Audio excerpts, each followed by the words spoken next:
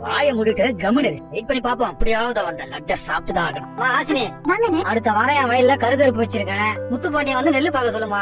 கண்டிப்பாண்ணே சொல்லிடு. வரமா. ம். ஆசினி, போன வாரம் நான் வாங்கின நெல்லுக்கு பாக்கி காசு தரணும். இந்தாமா. ரொம்ப தேங்க்ஸ். சரிம்மா, வரேன். அம்மா அவங்களே பாத்துக்கிட்டு இருந்ததுனால இருட்டுனது கூட கவனிக்கலையே சார். ஐயோ, நாம இப்ப அஞ்சலி இந்த தாலி கயிறு முத்துப்பாண்டிக்கு தெரியக்கூடாதுன்னு காவியா சொன்னாலே.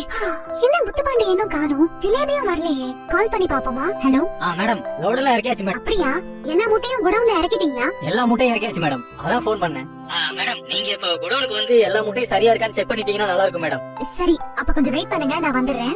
சரிங்க மேடம், கொஞ்சம் சீக்கிரம் வந்துருங்க மேடம். அந்த ஐயா அப்பவே இந்த லெட்டர் சாப்பிட சொன்னாரு. வசந்தி சொன்ன மாதிரி தீரஜை மீட் பண்ணி மீனாட்சி விஷயமா பேசணும்னு நினைச்சிட்டு இருந்தோம். அதான் மறந்துட்டோமே. இந்த லோட்மேன் வேற குடவுன்ல வெயிட் பண்ணிட்டு இருக்காரு. முதல்ல அங்க போய் சாவியை வாங்கிட்டு அவரை அனுப்பி விட்டுருவோம். அதுக்கப்புறம் இதை பாத்துக்கலாம். அந்த லட்டு சாப்பிட்டோடனே அவங்க மயக்கம் கொடுத்துருவாங்கன்னு சொன்னீங்க. ஆனா அவங்க ரொம்ப நார்மலா போய்கிட்டு இருக்காங்க. இப்பதானே சாப்பிட்டுருக்கா, உடனே மயக்கம் வருமா? இப்போ அவன் முத்துப்பாண்டியோட குடவுன் போற வழியிலேயே மயக்கம் போட்டுருவா.